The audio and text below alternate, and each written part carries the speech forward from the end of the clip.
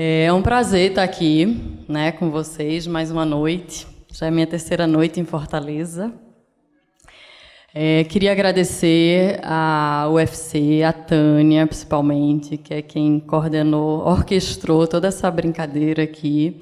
A Multiarte, que é parceira, né, nesse projeto e que abriu esse espaço para a gente estar aqui trocando, porque a minha ideia é que isso aqui seja uma troca. Eu estou aqui em cima do palco, mas acho que é porque eu sou baixinha, então é para poder vocês me verem melhor. Mas a ideia é que o que eu vou apresentar aqui é um pouco da minha história, né, da minha trajetória, do meu processo criativo, enfim. Mas eu quero que seja uma noite e uma fala. Eu não quero que seja um monólogo. Então, eu queria muito que depois abrisse para a gente conversar e fosse uma coisa bem informal, gostosa, uma noite que todo mundo aproveitasse da melhor forma. Eu estou aqui à disposição de vocês. Essa eu posso dizer que é a minha primeira vez em Fortaleza. A primeira vez mesmo que eu estive em Fortaleza foi numa viagem de terceiro ano. Mas viagem de terceiro ano a gente pode ir para a Lua, que a gente não lembra. Então, essa é a minha verdadeira vinda em Fortaleza, né? Estou aqui desde terça e correndo para usufruir de tudo que eu posso.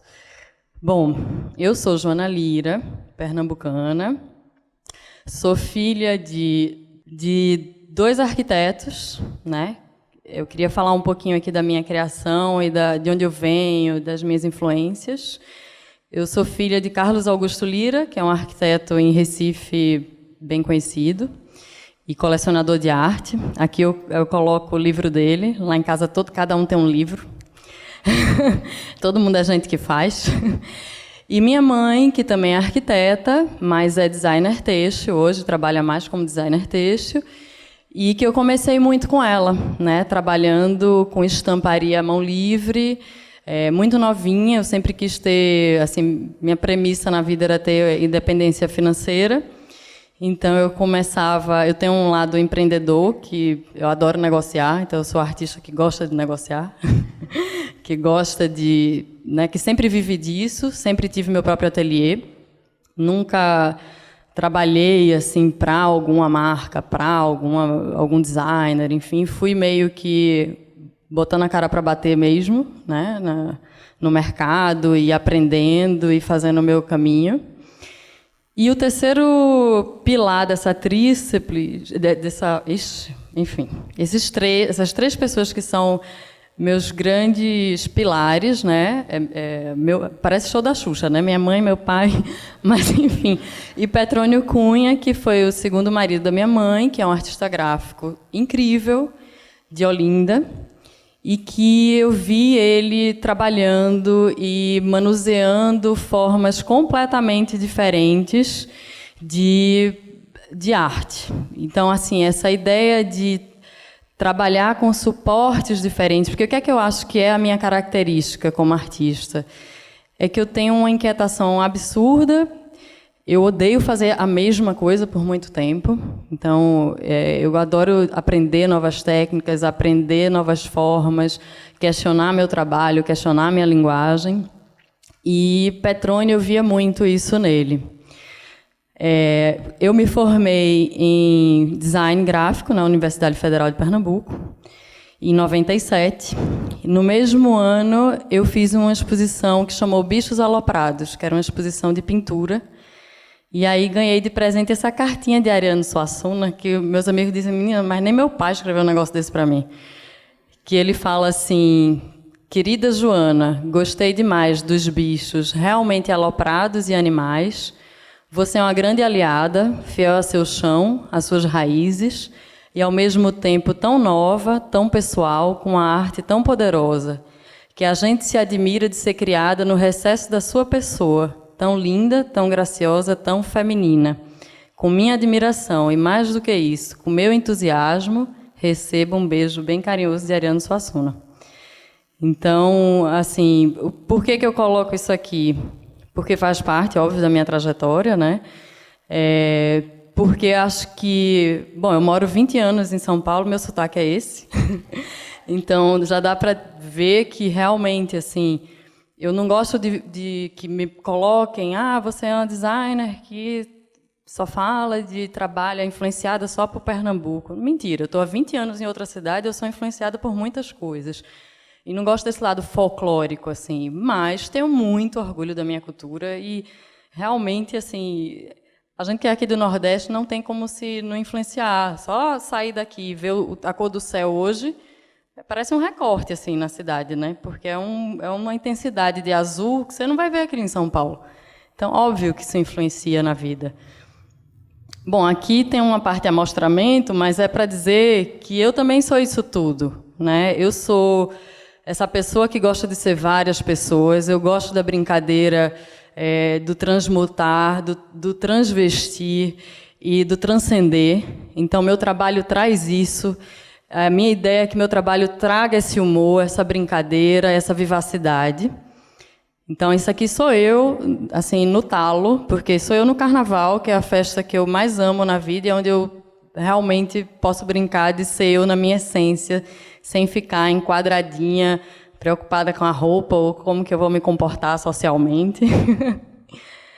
E aqui tem esse trecho que é de uma música, assim, na verdade, eu não sei exatamente de quem é essa letra, mas eu lembro muito que a Cássia Eller canta.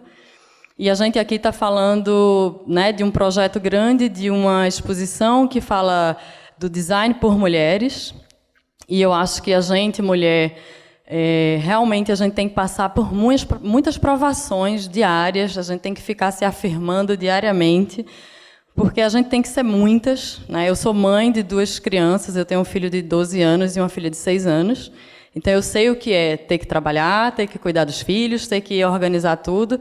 Óbvio que isso dá uma expertise que a gente pode explodir o mundo, se a gente quiser, né? Porque tem uma coisa assim de você ver quantas coisas você pode fazer em 1 segundo. Então, aqui é um pouquinho isso. Eu sou fera, sou bicho, sou anjo, sou mulher, sou minha mãe, sou minha filha, sou minha irmã, minha menina, mas sou minha, né? Então, se eu quiser sair assim na rua, se eu quiser mesmo, eu poderia, né? Por que não? Vão falar, mas e daí? Né? Eu sou minha e não de quem quiser. Então, acho que trabalhar com criatividade, com design, tem um lado que também é você se impor. A gente tem que... Eu acho assim, eu cheguei em São Paulo muito novinha, baixinha, eu tenho 1,52 m. É importante porque eu fui medida, quando eu fiz o trabalho de carnaval, eu entrava assim na cidade, como a gente não ia ter uma trena para medir um prédio, eu era medida um pouco para se replicar, né? Desse 1,52 m, que ia virando 3 e 4, que ia virando... Enfim. E cheguei em São Paulo desse jeito. Isso aqui é um pouco do que começou a ser o trabalho do carnaval. Numa dimensão de... Enfim, tinham alegorias que chegavam a 30 metros de altura. E quando você chega em São Paulo, muito novinha, mulher, nordestina... Né? Eu não posso dizer assim que eu sofri um preconceito, aí eu vou dramatizar muito, mas eu já cheguei de um jeito que eu não abri espaço para ninguém me dizer nada. Eu já chegava tipo me colocando. E se alguém queria fazer uma proposta muito indecente, eu falava rindo, muito delicada com esse meu sotaque: olha, eu não sei se você sabe, mas essa proposta é muito indecente. Não vou aceitar isso. E a pessoa ficava passada de estar ouvindo que eu peitei, até porque ela me julgava, né, no primeiro momento: essa menina está no bolso, né? Digo, deixa ele, vou entrar com o pé no peito agora. Então, essa parte de negociação sempre foi uma coisa que eu levei na brincadeira, porque eu acho que a gente tem que ter humor em tudo, mas sempre foi um lugar de eu ter que estar sempre em cima de um salto que era invisível, né? Aqui é um ano de 2006, onde eu fiz esse trabalho de cenografia. Desculpa, eu terminei. A outra imagem e essa fazem parte de imagens dos 10 anos que eu fiz de cenografia e identidade visual para o Carnaval de Recife. Que era o quê? Era criar um cenário. Para mim, assim, pensando muito simplificamente, era uma forma de fantasiar a cidade, era brincar de manusear a cidade, como se a cidade pudesse ser uma cadeira, uma mesa, essa sala. Só que as dimensões são outras, né? As limitações são outras, mas criativamente o primeiro passo era de como abraçar essa cidade onde virasse um grande cenário dessa festa, que é o Carnaval. Isso foi um trabalho feito para a Prefeitura de Recife. E esse ano, especificamente 2006, foi o ano que a gente homenageou Ariano Suassuna. Esse trabalho ele teve muitos aprendizados, né? Então, teve muito manuseio também de técnicas diferentes. Então, teve esse ano que a gente fez, que foi 2002, que foi o segundo ano, todo inflável. E aí tem esse rei e rainha do maracatu. A rainha, eu sempre fiz questão dela ser muito maior do que o rei, dá para ver. E aqui do lado, ó, pequenininho, tem o tamanho da pessoa. Então, ela tem 28 metros, essa peça. Né? Isso ficava na cidade. Eram os monumentais. Aqui é um pouco da ponte, que aí mostravam do ano de 2008 já, que é um cortejo de maracatu, né? Então, todos os personagens do cortejo, rei, rainha, os servos, enfim, o cara que leva o palio, que é aquele guarda-chuvão do Maracatu Nação. Aqui, para ver um pouco o fazer do carnaval, tinha que ser com esse traço muito simplificado, né, com cores chapadas, porque isso tudo era reproduzido numa limitação de uma técnica. Mas o que é uma limitação? Limitação é uma coisa que você tem para você tirar partido, né? Porque a liberdade total também, a gente pode ficar bem histérica, né? Quando você tem a liberdade total de criação. Então, às vezes, você pegar a limitação como um viés para você se superar naquele limite é bem interessante. O montar do carnaval sempre foi uma coisa que, no início, me angustiava loucamente, porque eu sou super, super, super meticulosa, né? Mais ainda, em todas as artes que eu fazia. E quando eu cheguei para fazer esse trabalho, e nas ruas, né, quando iam montar, imagina, são peças de, no mínimo, 5 metros de altura, 12 metros, 30 metros, não tem como estar encaixadinho o desenho, né? É um trabalho que é feito numa correria sem fim. Então, eu comecei a ver beleza nesses erros, né? É do erro que vem o acerto. Também tinha isso. Eu dizia, nossa, eu já vi gente comentar assim, mas isso não é Carnaval do Rio de Janeiro que fica o peito de fora. Não, não é de Recife, mas se quiser pôr o peito de fora, tudo bem. Enfim. Aqui são as máscaras, né, que foram os ícones da identidade visual e que eles foram... É uma família de personagens que foram crescendo ao longo desses 10 anos que eu comecei a fazer, e eles ficaram tão fortes como simbologia do Carnaval Multicultural de Recife nessa época, que o cara que ia vender a raspadinha dele, ele já repintava, ele fazia a intervenção dele com essas carinhas no carrinho dele. Isso é um trecho de um carrinho de raspa-raspa. E ele não precisava nem escrever Carnaval do Recife, né, para o turista que ia chegar.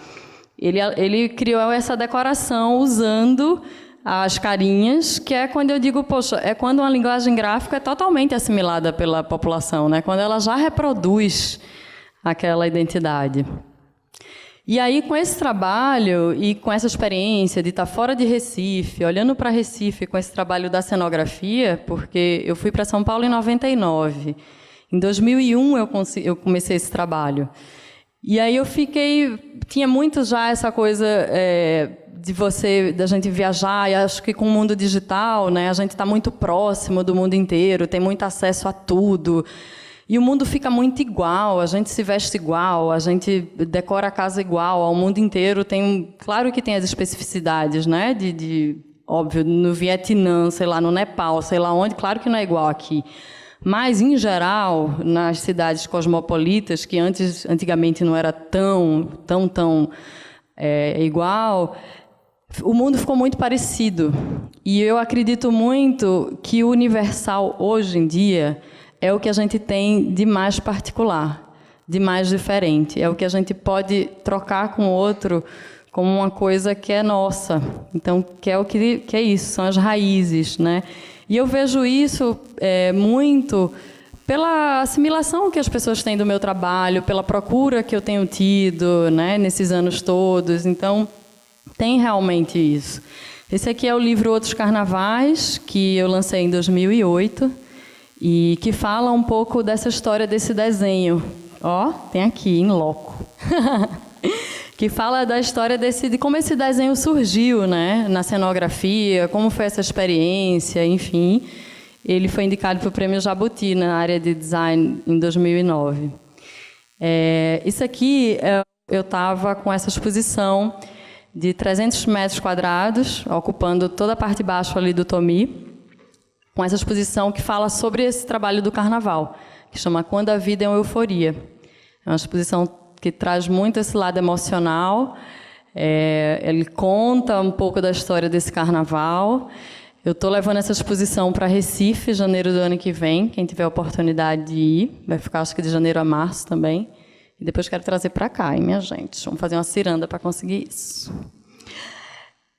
Aí, ainda nesse assunto dos monumentais, né, da intervenção de espaço, enfim, tem esse trabalho também que é recente, que foi para o Sesc Santo André, lá em São Paulo, que é um espaço super árido. Eles tinham uma galeria que era um corredorzinho, assim.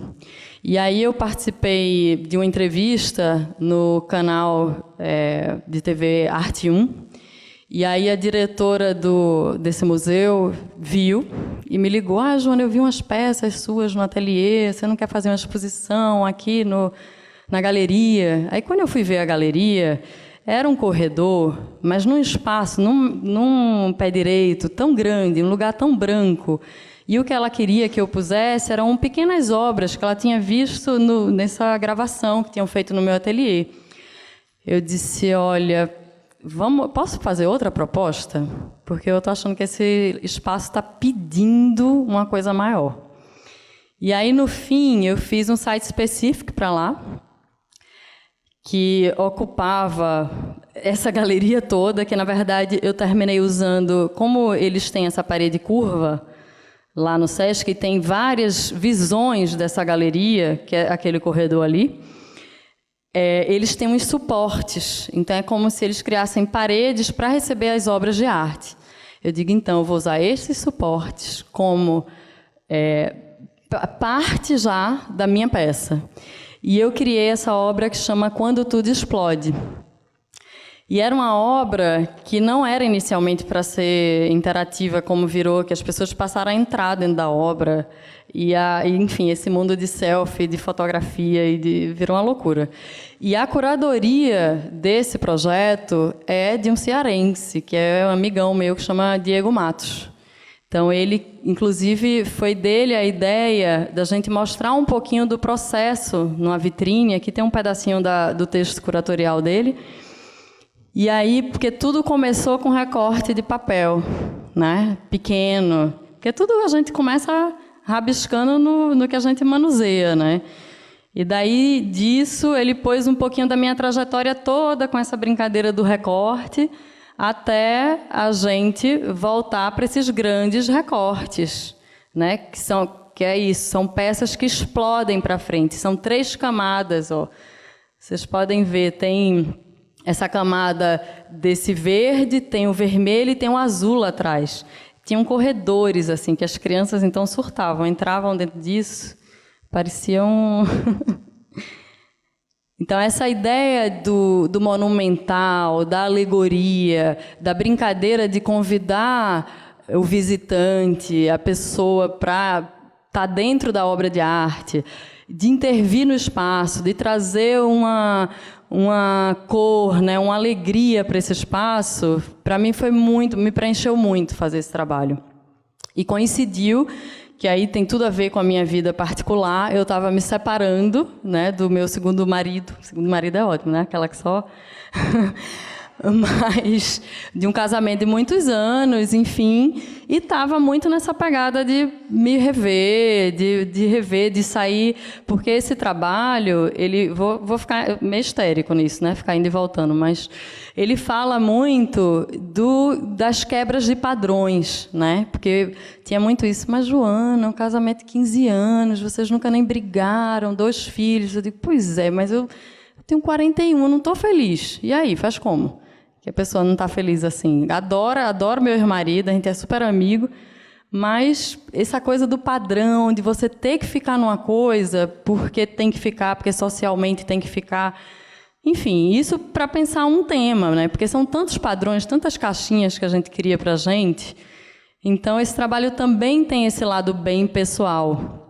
E aí tinha muito isso, tipo, bem autoajuda agora, hein? Aquele momento brega, mas vamos embora. Cultivar-se é o que nos resta quando o mundo ao redor parece desmoronar. Então, isso tem muito a ver com esse quando tudo explode.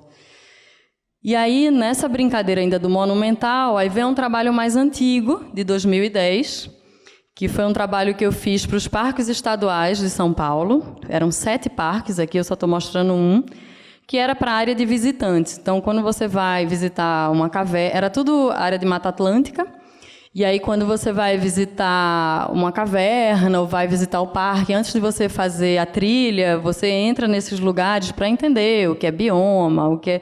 Então, a gente criou, eu participei da equipe que fazia essa parte da cenografia que ia receber essa expografia, né?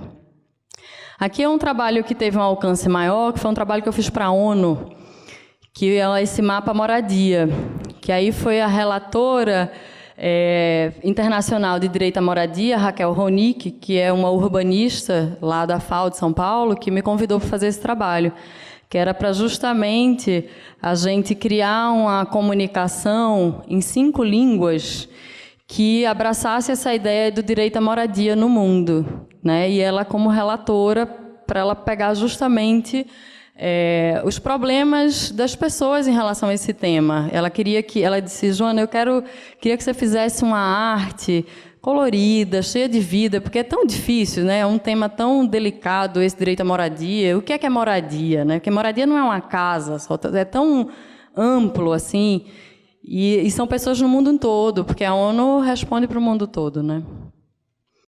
Aí aqui um pouco de marcas, né, que eu já fiz, de trabalhos especiais, muito decorrente do trabalho com carnaval, né? O trabalho com carnaval fez com que eu aparecesse mais no mundo e também fez com que eu amadurecesse, né, meu traço e visse que o desenho pode estar em qualquer suporte, em qualquer tamanho, em qualquer material.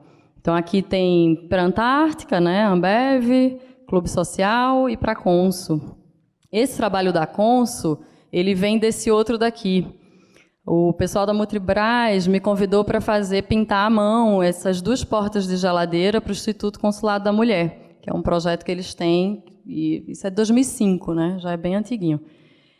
E que era com esse olhar já para a mulher, enfim. E aí deu tão certo que eles disseram, nossa, Joana, dá para a gente digitalizar esse desenho e isso virar produto? E aí terminou virando. Foi uma pequena tiragem só para São Paulo e acho que para a praça de Curitiba, alguma coisa assim, não lembro. Aí também, dentro desses trabalhos bem grandes, eu fiz uma campanha enorme para o Banco do Brasil, que começou com a ideia de só usarem esse desenho para uma campanha indoor, né, assim, para o indoor marketing deles, e foi crescendo e virou uma campanha nacional, até metrô eles enveloparam com esses desenhos.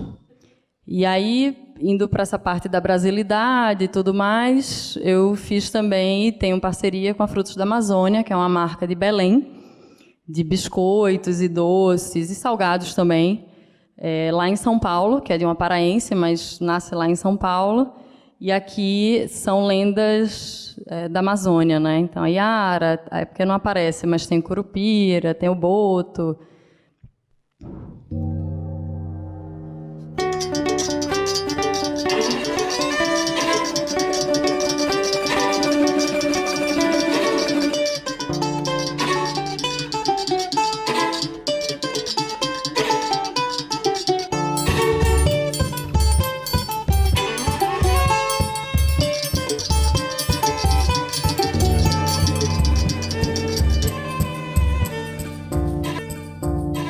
Olha só, Congresso de Dermatologia. Eu me formei em design, mas desde sempre eu tinha essa coisa da linguagem gráfica muito forte, da minha linguagem, né? Então eu sempre me sentia um design meio fuleira, assim, que eu dizia, poxa, eu não consigo ser imparcial, né, com o cliente. E aí eu segui esse caminho e o cliente passou a vir a mim por conta da minha linguagem. Então, acho que quando eu fui convidada para fazer esse trabalho, ele é bem característico disso, é um congresso de dermatologia, mas quando o cliente veio, ele já queria que eu retratasse, era um congresso que estava acontecendo em Recife, então ele queria que eu retratasse não alguma coisa ligada à pele, na identidade visual, mas as nossas características de Recife, né? A dermatologia é uma área que é a mulher que usufrui muito mais, assim, né? Que se cuida, enfim. Então, tem essa mulher que representa a categoria, vamos dizer assim, com essa flor, que é uma sombrinha de frevo, com esse cabelo que tem essas águas, né, de mares e rios de Recife, e o casario lá atrás. Aí, aqui um pouco da marca. Aqui, o desenho em nanquim, que, em geral, como é meu processo, eu pesquiso bastante sobre o tema e vou para a mão, né, para maturar esse desenho, ou para jogar bem livremente mesmo. Aqui eu fiz com nanquim e pincel, e depois eu digitalizo e trabalho em cima. E esse trabalho, a gente desdobrou ele em milhares de coisas. Uma das coisas era a parte cenográfica. Era assim, esse congresso é muita gente, é uma loucura a quantidade de dermatologista que existe no Brasil. E então eles fecharam o centro de convenções lá em Recife, a gente fez toda a parte cenográfica, fora isso, tinha toda a parte de publicações, de brindes, enfim, foi um projeto bem, bem completo. E com toda essa família de ícones que eu criei falando dessa cultura, né? É como se fossem umas boas-vindas, né, que o presidente do Congresso queria dar. Aqui eu vou falar de um ciclo, porque assim, enquanto eu estava fazendo carnaval, eu também estava fazendo pintura em porcelana. Nos anos 90 isso ficou bem moda, pintar porcelana. E eu, como eu sempre tive meu ateliê e queria viver disso, né, de arte, enfim, queria ter minha independência, eu comecei muito cedo a pintar à mão as peças. Óbvio que chegou um momento que eu entendi que eu ia ter que virar uma fábrica, né, se eu quisesse continuar com isso da pintura à mão e dos lojistas e das lojas. Eu vendia muito para São Paulo, né, nessas lojas bacanas, só que as peças eram caríssimas, porque eram uma a uma. E eu vi que não estava, assim, isso não dava giro comercial, tanto como eu gostaria. Eu ia ter que, se eu ficasse querendo fazer, isso ia ter que virar um hobby, assim. E eu não queria que isso virasse um hobby. Então, eu peguei essa expertise. Em 2004, eu parei de fazer, mas guardei esse conhecimento. Aqui também são outras peças. Aqui é um refúgio de decalque. Então, existiam já no mercado esses moldes de cachorro e de gato, e eu tinha vários restos de decalque que eu usava em outras peças, e eu criei essa grande estampa, essa intervenção nessas peças. Era uma brincadeira para mim, só que passou a ficar mais complicado como negócio. Louco aqui eu falar de negócio, né? Assim, arte, negócio, mas é importante, porque eu acho que o artista ele precisa também ter esse retorno, né, financeiro, comercial, porque senão ou ele fica refém de um mercado, né, e sem liberdade, ou ele tem que trabalhar em outras áreas para poder ter seu fazer artístico. Aí, bom, aqui eu fiz esse painel para o Marcelo Rosenbaum, que na época eu nem conhecia, assim, conhecia quem era, mas não conhecia pessoalmente. Isso foi meu trampolim para eu entrar na Tokstok. Isso foi um espaço que existia dentro de uma loja da Tokstok, que era da Max House, que é uma incorporadora desses prédios mais novos, moderninhos, que começaram a surgir, tipo na Vila Madalena, que é inclusive onde eu moro. E aí o Marcelo Rosenbaum criou tipo um espaço para mostrar os móveis da Tokstok em espaços pequenos, como funcionavam, e ele queria... Isso é um armário. Então, ele queria que esse armário funcionasse como um painel decorativo nesse apartamento, faz de conta, né?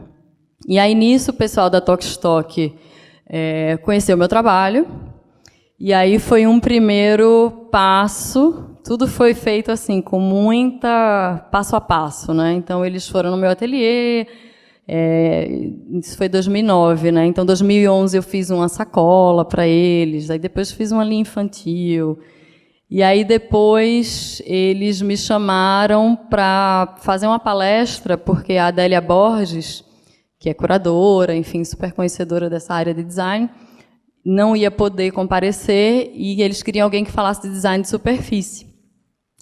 E aí eu tinha começado a entrar no Instagram, porque eu acho que é importante falar também de rede social, né? Que a rede social é uma coisa que movimenta pra caramba. E aí eles estavam me acompanhando, tinha essa coisa, e aí eu fui para Tokstok, fiz uma palestra, mostrei assim a diversidade, né, do meu trabalho, o alcance de tudo que eu já tinha feito. E acho que eu vendi muito bem meu peixe. E aí eles me chamaram inicialmente para fazer uma linha de São João. Aí eu disse, ai, gente, linha de São João não vou fazer, não. Porque eu não aguento mais só entrar nesse tema do regional, né? Assim, poxa, eu tenho... Olha quanta estampa eu mostrei para vocês naquela palestra, né? Vamos fazer outra coisa, né? Não, vamos sair da caixinha, assim, dessa coisa do padrão. Aí eles disseram, tem razão, então vamos fazer outra coisa. A gente terminou lançando umas 5 linhas de uma vez, que foi a Bico de Pena, que é essa. Aí tem essas peças, que são a Damiana do Rosário e o Tobias Eurico, que é um vaso, que ele é dupla face, e tem essa brincadeira, ele pode ser visto como escultura ou como vaso. A mulher, ela tem um lado, é esse, o outro lado é aquele, e o homem também. Então, no fim, são 2 peças que tem aqui, né? 2 modelos, mas que você pode brincar. E essa brincadeira da planta, do que você colocasse, é uma alegoria, né? Então, eu acho assim, quando eu mostro aquelas minhas fotos no início de carnavalesca, é porque eu acho que o meu trabalho ele traz esse lado do humor, da brincadeira, do fantasiar-se. E aqui eu também trago uma coisa de brincadeira de casais, né? Então pode ser um casal de 2 mulheres, pode ser um casal de 2 homens, pode ser, enfim, um trisal, um quadrisal, o que for. Quem quiser ter em casa. Aqui eu toda modelo manequim, mas isso faz parte dessa brincadeira de ser personagem da minha própria linha, né? Então, a Tokstok, na época, essa foto, é isso, os bastidores ninguém sabe, né? Mas a Tokstok tinha um catálogo de produto para vender, que era o cão, assim, coisa mais dura, horrorosa. Eu digo, gente, sem condição da gente fazer isso desse jeito. Posso propor uma coisa? Posso pegar um orçamento com um fotógrafo que eu indique? Posso brincar de ser personagem da minha linha? Aí eles, vai, tudo bem. Aí, nossa, rebolei. Tânia sabe o que é isso, né, Tânia? Rebola daqui, rebola dali, corre, faz 1000 coisas para a gente conseguir viabilizar. E aí a gente fez essas fotos, e aí, óbvio, que teve uma aceitação muito maior o produto, porque ele estava falando, ele tinha um cenário, ele tinha um porquê, né? Essa é a linha Pollen, que é uma dessas linhas dessa leva de 2014. Aqui é a linha Casario. Um pouco disso tudo vocês vão ver lá na UFC, tá? Nessa exposição, a gente pôs um popurrí aqui de algumas coisas que eu estou mostrando. E essa linha Casario, então, a Tokstok tem isso, né? Primeiro, assim, eu voltando para essas peças, onde eu fazia uma a uma, isso era maravilhoso, uma delícia de fazer. Mas eram peças que poucos tinham acesso. Quando eu vou para a Tokstok e brinco de ganhar, que é estampa abrace, papel de parede, coxa de cama, toalha, caderno, enfim, é uma diversidade. E, para mim, também, entrar nas fábricas e entender como é o processo do papel de parede, entender quais são as limitações de cada coisa dessa, já é um outro aprendizado, né? E o trabalho... Eita, agora... Peraí, deixa eu voltar só um pouquinho. Isso aqui que vai aparecer é um vídeo que eu inventei de fazer com a Tokstok para lançar a última linha, que foi de 2016, que esse ano é um ano que a gente lança outras linhas. E aí eu disse, gente, era um ano bem de crise política, estava todo mundo naquele baixo astral, eu digo, gente, a gente precisa botar uma linha que tem a explosão de cor, e eu queria trazer uma linha que trouxesse mais esse lado do meu trabalho, da alegria, do humor. Aí eu disse, vamos fazer um vídeo onde tem uma coisa mais engraçada e tudo mais. Só que depois eu digo, gente, onde eu me meti? Aí vocês vão ver. The way I see you move, the way I see you groove, the way you move your legs, all I see is red. I feel it in the air, but I know it's there.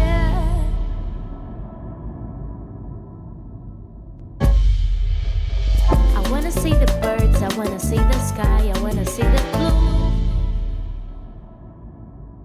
And all the colors in your soul were not enough to see the light. I know that you've heard me sing it in the night. The song is about you, it's all about your eyes. O poder feminino, viu? Explodindo em tudo. Enfim. Dá um pouquinho. Eu não sou a pessoa que tem vergonha, não, mas dá um pouquinho de vergonha rever essa parte dançante. Aqui é um pouquinho desses produtos da linha telúrica, né, que trazia essa brincadeira da vivacidade. A gente fez bastante coisas.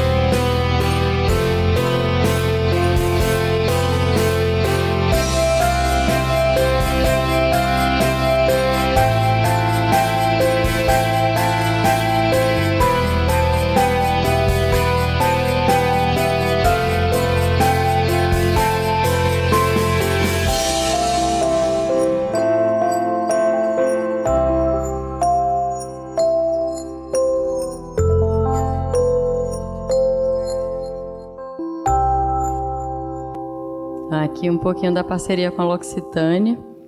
E é massa que meus clientes, eles aceitam minhas maluquices, né? E acho que a gente tem um casamento bom por isso, assim, porque todos esses parceiros são parceiros que, óbvio que não surgiram à toa, mas surgiram muito naturalmente. Eu acho que... E a gente permanece, né? Acabei de lançar uma linha que chama Olinda de Viver agora, com a L'Occitane, porque essa linha ganhou, na época, todos os prêmios de cosmética. Nem eles acreditavam. Eles ligavam para mim, Joana, você não está acreditando, a gente ganhou de novo. Aí, na outra semana, porque era uma coisa assim, meio que 3 semanas seguidas. Aí a gente ganhou de embalagem, ganhou de fragrância, ganhou de tudo. Quer dizer, ganhamos todos, né? E só para lembrar, sabe esse formato aqui, do frasco, que também é design meu, veio de onde? Lá da cerâmica, que eu fazia em 2004. Então, assim, eu acho que todo aprendizado que eu tive, ralando minha cara no chão e dizendo não para mim mesma na hora que eu achava que eu tinha que acabar aquele processo, eu não joguei fora. Nada eu jogo fora, né? Eu não vou fechando as portas. Eu boto assim, um pezinho só um pouquinho para eu ir para outro lugar. Mas tudo vai se somando, né? Aí aqui as estampas da linha Água de Coco, também da L'Occitane. Da L'Occitane eu só pus essas 2 linhas, mas a gente já lançou 6 linhas. E aqui aí tem essa parceria com a Paula Ferber, que é uma marca de sapatos de São Paulo. E a gente fez, foi muito bacana, porque são sapatos carésimos e feitos bem artesanalmente, assim. E a Paula, ela é uma pessoa que eu adoro, assim, e ela tem muita admiração pela cultura brasileira, então ela queria que eu trouxesse muito esse lado, e aí a gente fez esse sapato daqui, porque é tudo muito harmônico, né? Mas ele tem, inclusive, um saci. E o outro, é que a estampa não dá para ver direito, e na correria também eu não pus a estampa corrida, mas é amuletos, então ela tem trevo, enfim, todos os símbolos de amuletos a gente fez nessa estampa.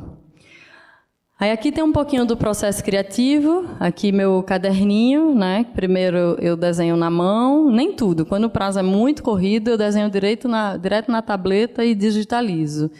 Mas quando eu tenho um tempo e é uma coisa que dá, assim, então eu primeiro desenho com canetinha ou com pincel ou misturo as duas coisas. Meu trabalho artístico, assim, tudo vem muito estruturado pelo traço primeiro, e depois eu vou decupando esse desenho. Desse desenho ele está no trecho dessa estampa. Essa estampa eu fiz para a Fit, que é a marca de roupas lá de São Paulo, que tem, acho que São Paulo, Rio, não sei se Recife tem. Aqui eu acho que não tem, não sei. Enfim. E aí a Fit tem uma marca infantil também, que é a Nina. Essa aqui é a Dora, minha filha. E aqui tem um videozinho que fala um pouquinho desse processo, dessa estampa, assim, desse trabalho. Eu sou Joana Lira, sou artista gráfica pernambucana. A estampa que eu criei para a Fit chama O Galanteio do Sereno numa Noite Quente de Verão. Eu acho que a moda é uma forma muito forte de expressão individual, né? Por mais que está ali no cabide, no arara, um vestido que várias pessoas vão comprar, mas eu acho que ela se comporta diferente em cada pessoa. É quase uma ferramenta para você poder brincar sozinho, né? E sair na rua, óbvio. Para cada pessoa, essa estampa vai ter uma outra vida, uma outra forma de acontecer. É um desenho pele. É um desenho que ele se acomoda em cada pessoa de uma forma diferente, que depende muito de cada um. É o ponto, para mim, mais importante, assim, que o trabalho tem que fazer nas pessoas, é transformar. Aí, saindo da moda, a gente já vai para o ladrilho hidráulico, que aí já é uma outra forma, assim, o que eu me encanto, aprender novas técnicas, novos lugares onde o trabalho artístico pode estar. Esse é o ladrilho hidráulico, que é uma técnica super antiga, artesanal. Isso é uma fábrica que faz, obviamente, eu jamais conseguiria fazer isso no meu ateliê. Nem é minha ideia mais de fazer nada um a um, porque a gente termina mais administrador do que criativo. E essa linha chama Jojorro de Luz, e é uma linha que eu estou lançando esse ano, de ladrilho hidráulico com a fábrica da Lipiade, que é em São Paulo. E aqui tem uma diversidade aqui de outras linhas que eu lancei antes com eles. E o ladrilho ele é muito incrível porque ele é uma intervenção no espaço que ele funciona muito com a modulação, né? Então, você vê uma peça de ladrilho, imagina, uma pedrinha só dessa, ela é uma coisa. Quando você multiplica e coloca ela já vira um outro desenho, vira uma grande estampa, né? E isso, do desenho se adequar à técnica, para mim é muito incrível aprender isso, fazer com que meu desenho, ele que vai ralar para entrar naquela técnica, né? A técnica que vai ter que se adequar ao desenho. Então, isso eu acho bem interessante, assim. São desafios que, para mim, fazem muito sentido, sabe? Aqui é a linha Pássaro com Amor. Tem uma coisa bem Atos Bucão aqui. E eu adoro quando... Eu sempre deixo muito livre, assim, o que o cliente vai escolher lá, né? A composição de cores. Tem milhares de opções. A pessoa pode fazer a sua composição e a composição também de como vai ficar. Inclusive, para mim, quanto mais desordenado, eu acho mais interessante. E eu já tive vários casos, eu já tive cliente que diz: Joana, mas pelo amor de Deus, me dá um norte. Eu digo: não, você quer que eu te dê? Porque eu não quero interferir no seu trabalho artístico. Eu digo: não, mas eu quero que você entre no meu trabalho artístico. Se você vai ter isso na sua casa, na sua varanda, como que você gostaria que fosse? Você gostaria que essa folha transformasse numa flor? Você gostaria que ela fosse mais dinâmica, menos, que fosse mais colorida ou menos? Então, assim, é um desafio também para... Quer dizer, não é nem um desafio, porque, óbvio, se a pessoa prefere que eu sugira uma composição, eu vou sugerir. Eu não estou aqui para também botar martelo na cabeça de ninguém, mas para mim sai, muitas vezes, criações tão incríveis das pessoas que nem têm experiência no fazer artístico como cliente, que eu jamais ia conseguir fazer aquilo daquele jeito. Porque quem não é da área, muitas vezes, tem uma criatividade que é sem vício. Então, é muito mais interessante. Eu acho isso bem bonito. Aí aqui tem mais um pouco dessa parte dos caderninhos, né, de desenhos que esses daqui eu não fiz para nenhum cliente, nada especificamente. Fiz estava de férias e pela vontade mesmo de fazer. Mas para falar assim que o processo criativo e tudo assim de experiência na vida é prática, né? Prática, decupar o desenho, decupar o traço. Se enfrenhar nas coisas, nas técnicas, pensar. Então, assim, eu acho que o meu trabalho tem isso, uma vontade de aprender, né? Uma vontade de mergulhar intensamente. Eu sou muito intensa nas coisas. Isso é bom e isso é um problema também. Mas queria deixar um pouco essa imagem como final, assim. Faz 2 anos que aconteceu uma coisa inédita que mudou minha vida toda, que eu vendi meu carro. E vendi para comprar um. Na época eu estava até fazendo um trabalho para a Jeep, consegui desconto e tererê para ter carrão. Aí eu comecei a andar mais a pé. Em São Paulo é uma cidade que transporte público é bacana. E aí a cidade não tem assim muito a cultura do medo. E comecei a viver minha cidade manuseando ela, assim, pegando ela com a mão. Minha cidade chama São Paulo porque eu estou 20 anos lá, né? E aí eu digo, gente, tem que pensar essa cidade, tem que melhorar. Em vez de a gente ficar dentro de casa, dentro do carro, a gente tem que melhorar essa calçada. A gente tem que fazer essa calçada bonita. A gente tem que fazer essa calçada larga. A gente tem que melhorar isso para que a gente possa ir para a rua, que a gente possa ir para o parque, para que essa rua tenha vida, para que essa rua fique com menos violência, porque ela tem vida, porque ela tem gente andando. E a minha vida hoje lá é assim, eu ando à noite, ando à tarde, ando de manhã, não tem essa coisa, aí o celular, aí não sei o quê. Claro que a gente está no Brasil e cuidados a gente tem, mas a gente já nasce com esses cuidados, né? E aí o ladrilho hidráulico começou muito, porque eu queria fazer um projeto de calçada, começando pela Vila Madalena, que é onde eu moro. E aí foi quando eu mergulhei nessa coisa da técnica, né, do ladrilho, de ir numa fábrica, de conhecer. E aí terminei mostrando meus desenhos para o dono da fábrica. E a gente começou a pensar em uma linha assinada. E a gente lançou 2 linhas em 2015. E agora estamos lançando mais 3, que a Jojo de Luz é uma delas.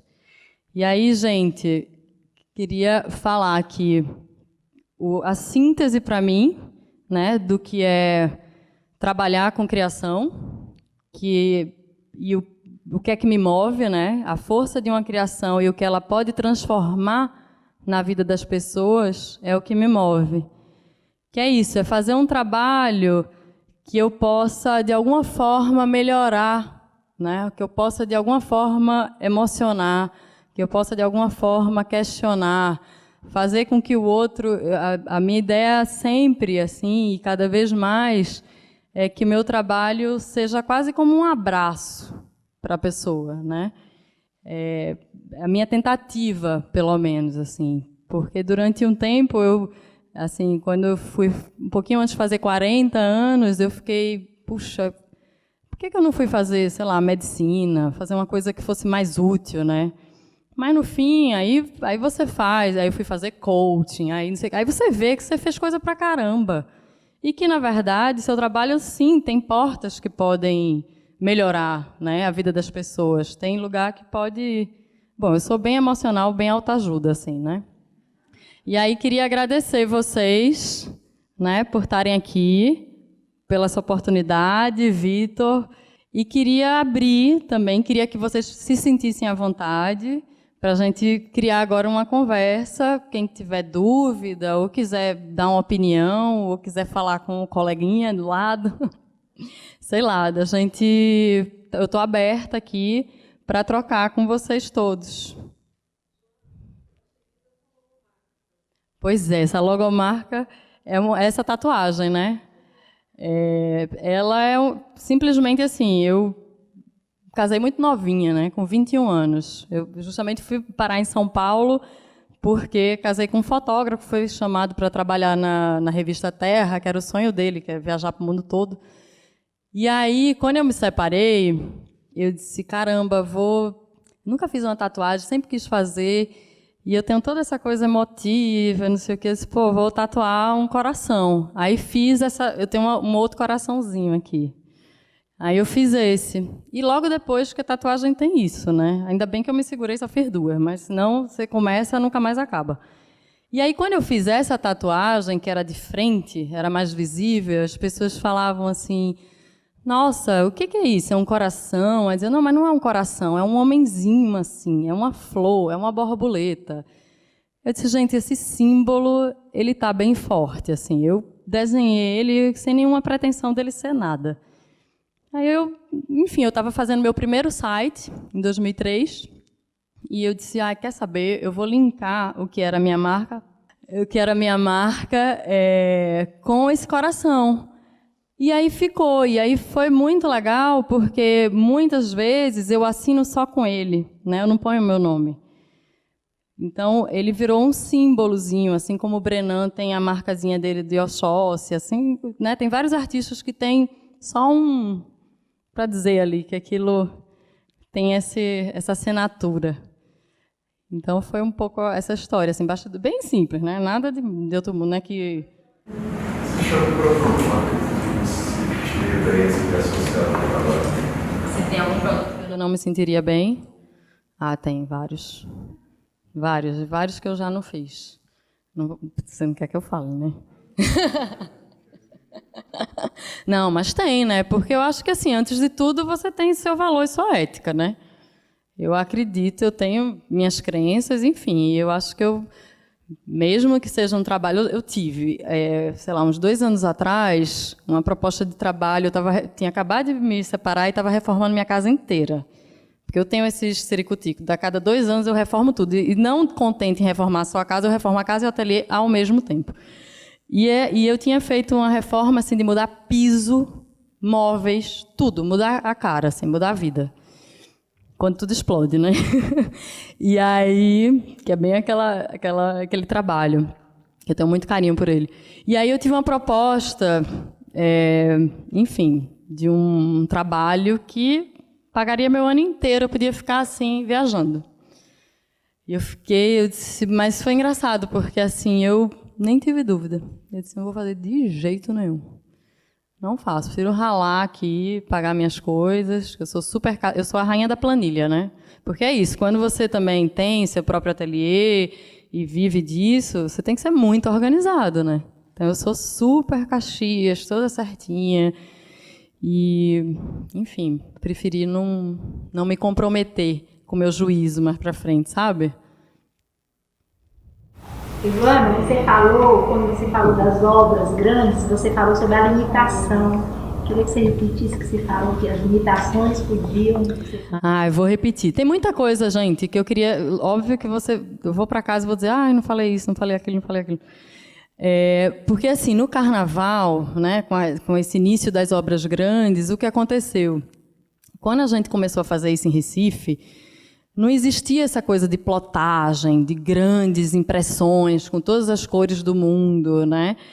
A gente trabalhava com vinil recortado, então tinha uma limitação absurda assim, de cores, de corte, né? Você tinha que criar em cima dessa limitação. E ao ponto que o trabalho foi crescendo, né, e a prefeitura sempre abriu licitações para várias pessoas executarem esse carnaval, inclusive hoje é executado por empresas diferentes, porque nenhuma sozinha dá conta de fazer um carnaval sozinha. Foi muito nessa época que surgiram essas máquinas de impressão. E o meu desenho, eu fui usando ele vetorizado, né, que é esse desenho chapado, digital.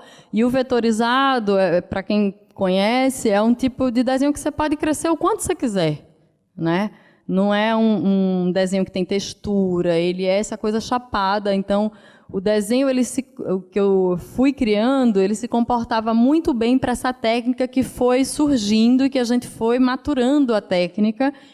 E a técnica, eu digo assim, com, vamos dizer, a indústria do carnaval em Recife, né? Então, isso teve uma coisa bem em conjunto. Eu acho que foi bem bonito isso, sabe? De ver a cidade melhorando nessa parte de tecnologia, ver o carnaval podendo usufruir isso, e eu, como criativa no carnaval, que antes só podia usar 3 cores, podendo usar quantas cores eu quisesse, mas com aquela limitação de não poder usar muita textura, a não sei que fosse estampas, né? Mas com cores chapadonas, assim.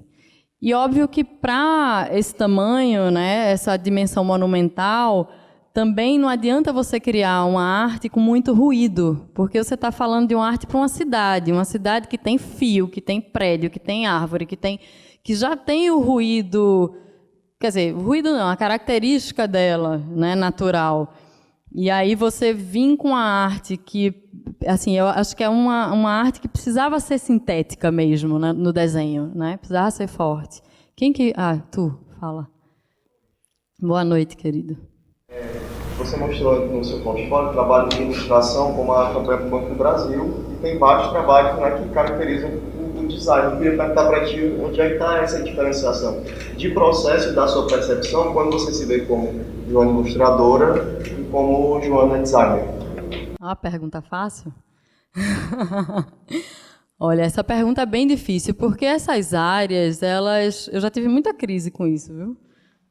Vai cutucar agora. Mas é isso, assim, eu acho que hoje eu demorei muito para dizer que eu sou artista gráfica, porque eu mesma tinha um super preconceito assim, com essa coisa de ser artista. E fiz design, eu acho, muito porque eu achava que o design já era uma forma para mim de maquiar, que tinha uma coisa mais com algumas limitações, né? Mas a área do design, da arte, da ilustração, enfim, são áreas que têm muitas interseções, né? É a tal da caixinha que você vem e vai colocar, e é difícil se colocar. Eu acho que, no fim, quem coloca mais isso é o mercado, né? Então, eu não sei o quanto, por exemplo, se eu quisesse estar aqui na galeria como artista, o quanto a questão de eu trabalhar para marcas como L'Occitane, Tok-Stock, não seria um empecilho, porque eu vejo que, assim, na trajetória de grandes artistas, eles podem até jogar o cabelo em alguns produtos, mas eles começam com toda essa trajetória dos salões, enfim, do trabalho super imersivo,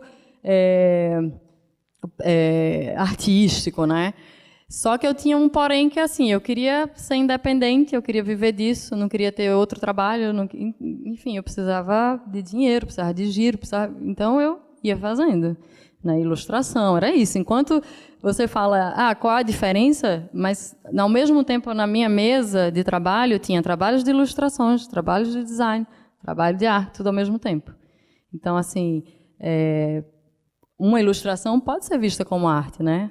Aldemir Martins, você pode ver também como ilustração. Depende se for para pegar um desenho dele para um livro, né? Ele é um puta artista. E aí?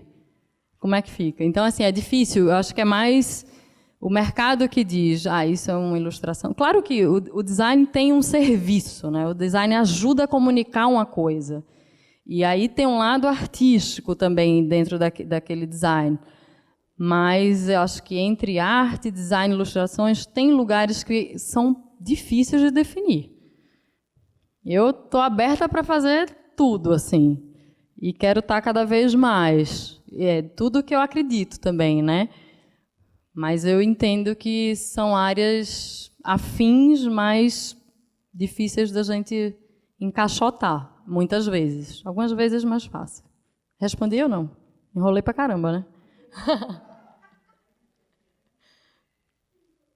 Quem primeiro? Bom, vá, você é a mais novinha, pode? Porém, como é que você se resolveu ser art designer? Jornalista de design? Bom, eu vim dessa família que trabalha toda com o pensar e o fazer artístico, né? Então, assim, essa área eu já sabia que era a que eu ia fazer. Só que aí, quando você é criança, meus pais, os dois arquitetos, vão dizer, você vai ser arquiteta. Arquiteta. Eu dizia, arquiteta acho que eu não quero ser, não. Porque eu acho meio duro, assim, para o que eu queria fazer, né?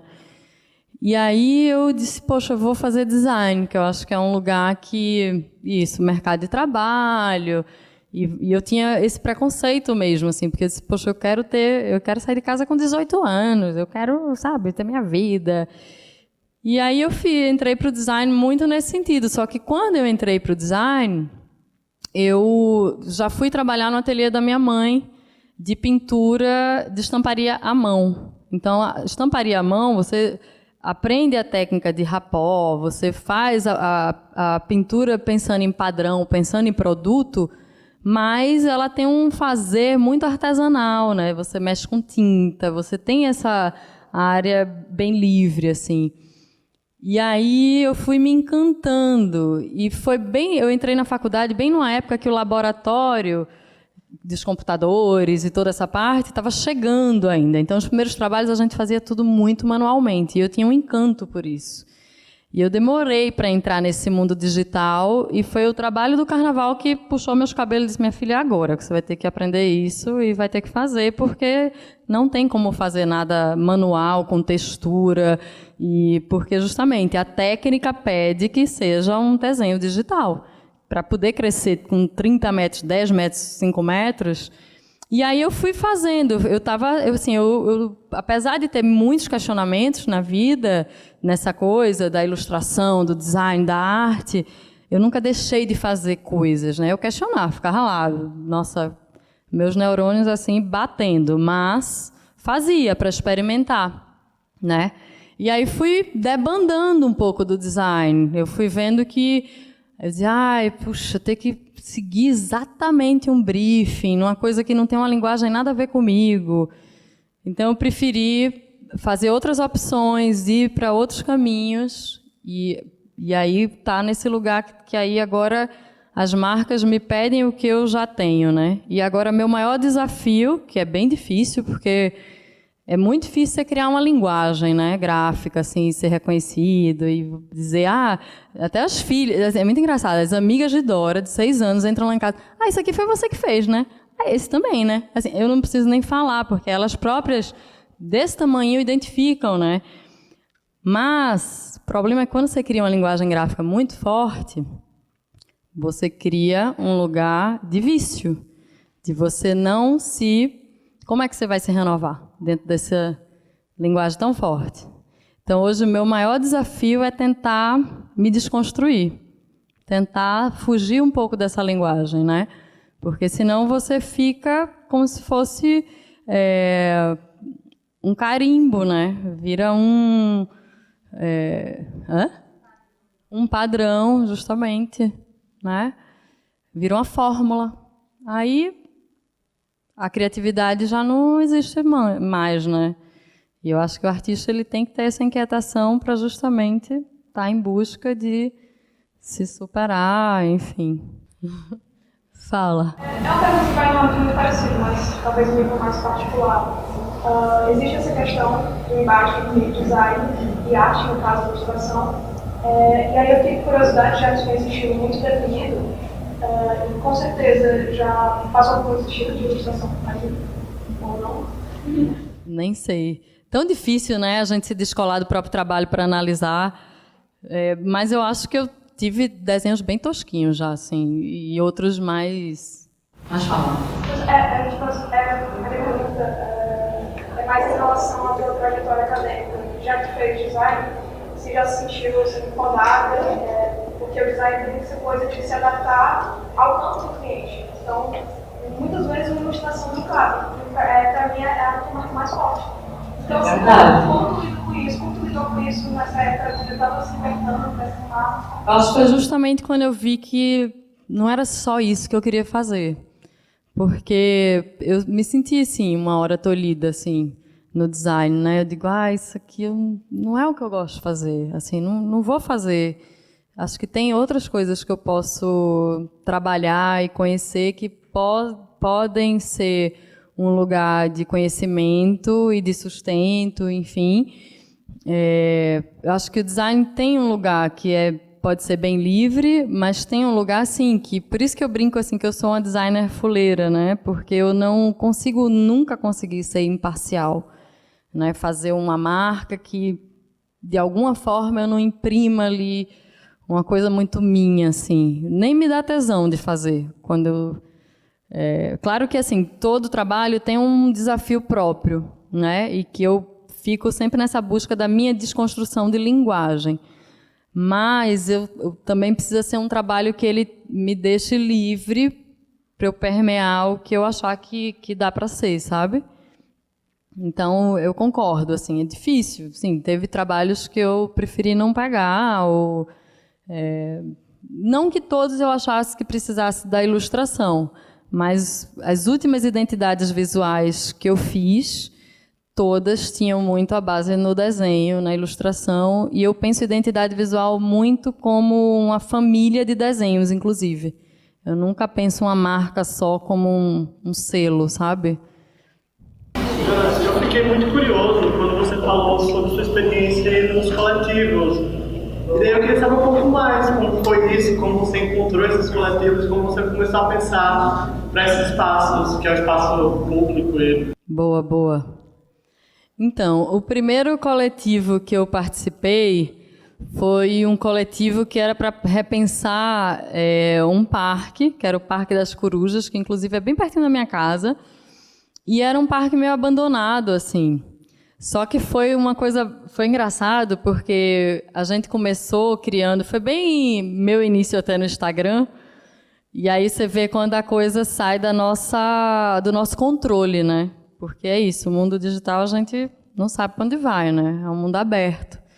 E a gente eu comecei a criar a identidade visual, e a gente tinha a ideia justamente de criar primeiro alguns eventos de música, convidar a gente, fazer piqueniques, para que as pessoas viessem para o parque, conhecessem, porque assim, uma área urbana, não adianta a gente fazer um mutirão, arrumar tudo, se você não tem interesse em usar. Porque, como tudo, a gente só cuida do que a gente vai usar, né? Então, a ideia era chamar o pessoal do bairro, do entorno, para se envolver e a gente fazer com que aquilo tivesse vida e fizesse sentido. Pô, tem um parque, né, na rua. Vamos usar, vamos se encontrar, vamos fazer com que isso seja um lugar de troca. Só que aí a gente começou a agitar mais do que era o tamanho do negócio. E aí saiu uma notinha, eu lembro que assim, a gente começou a postar, né, era Projeto Coruja, e a gente dizia, vai ter praia em São Paulo, que era isso, vai ter diversão e tudo mais. E aí o Gilberto de Menstein viu e colocou no Catraca Livre. Menino, pra quê? Porque aí o povo do entorno ficou louco, disse, gente, vai começar a vir muita gente para cá, não pode. Aí a gente, realmente, tem razão, assim. Então, foi uma experiência muito interessante, né, de você entender como que não é simplesmente, vamos arrumar aqui, plantar coisas, fazer permacultura. Não é isso, né? Acho que o espaço público ele precisa principalmente da semente, que é o envolvimento de quem mora ou de quem usa aquele espaço, ou de quem pode usar, né? E aquele grupo é que vai mostrar quais são os sonhos que existem sobre aquele espaço. Depois dos sonhos, você vai pensar quais são as possibilidades dentro desses sonhos que a gente pode realizar e depois, de fato, o espaço criar ações para que ele se revitalize de fato. E, no caso, essa ação teve essa repercussão tão grande por conta da comunicação, porque eu criei umas corujinhas e virou uma loucura aquilo ali, que depois eu digo, gente, que loucura o poder da comunicação, né? Porque, no caso, foi contra a gente criou uma coisa que era para envolver as pessoas e chamar na maior boa intenção, mas isso um pouco também sem planejamento, era um grupo, né, de pessoas, de cidadãos, porque eu não estava ali como designer, ou estava todo mundo fazendo junto. Inclusive, a identidade visual que a gente fez foi muito interessante, porque a gente não criou uma identidade visual já, isso vai ser a identidade visual. A gente foi testando nos posts, testando a tipografia, testando o uso, testando o universo cromático, até que a gente chegou.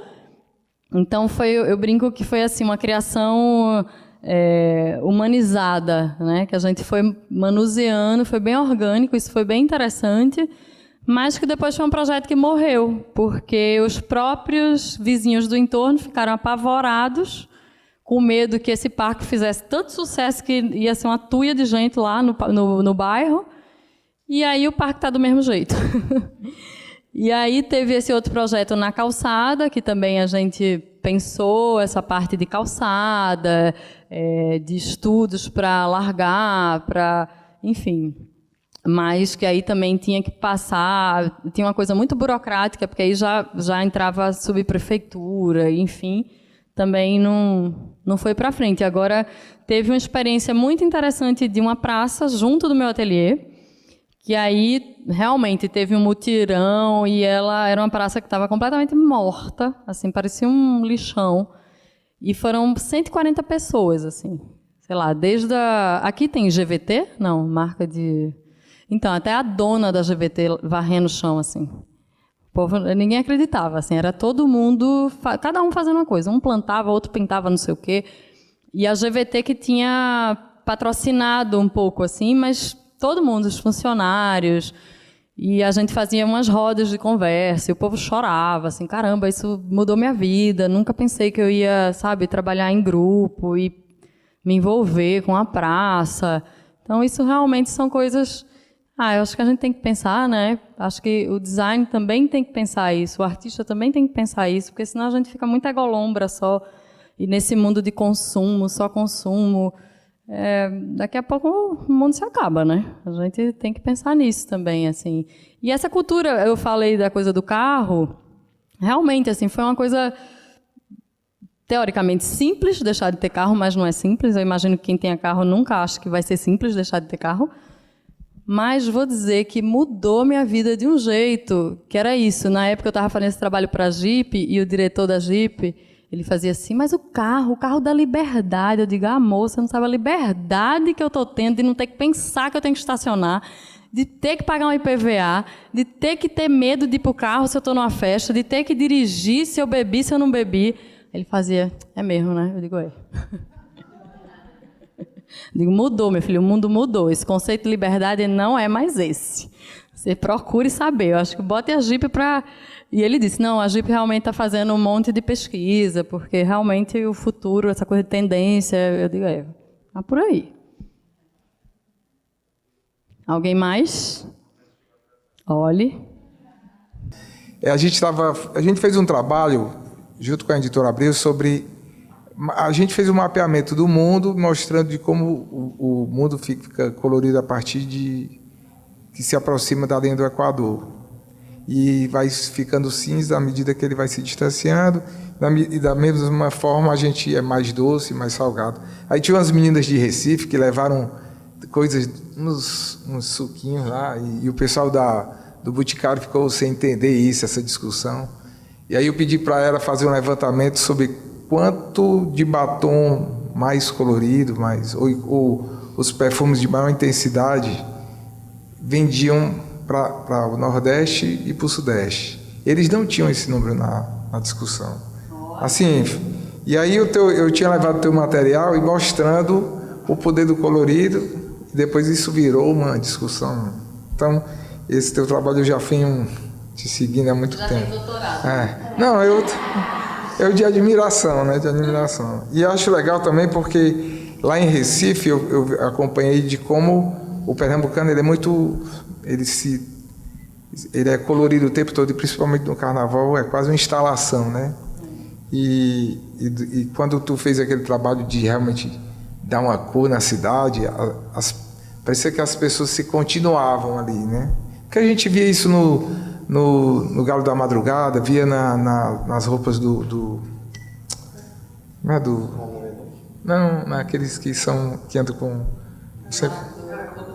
exato, Caboclo de Lança. Então a gente vê que tudo isso tinha, mas não estava... E tu fez com muito cuidado, apropriou das coisas, do colorido e saiu. Na verdade, eu não tenho o que perguntar, eu só tenho que elogiar. Só tem um depoimento. Então, vamos embora. Vamos se abraçar para uma ciranda aqui agora.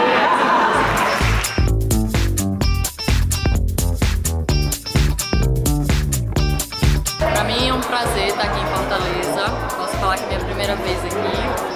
Estar aqui na Multiarte, né? Podendo trocar com tanta gente bacana. Uma grande oportunidade que a Bia, o Vitor e o Max estão dando para a cidade, né? E trazendo toda essa ideia do que é o meu trabalho, da diversidade, enfim, de poder trazer esse lado criativo e mostrar essa trajetória toda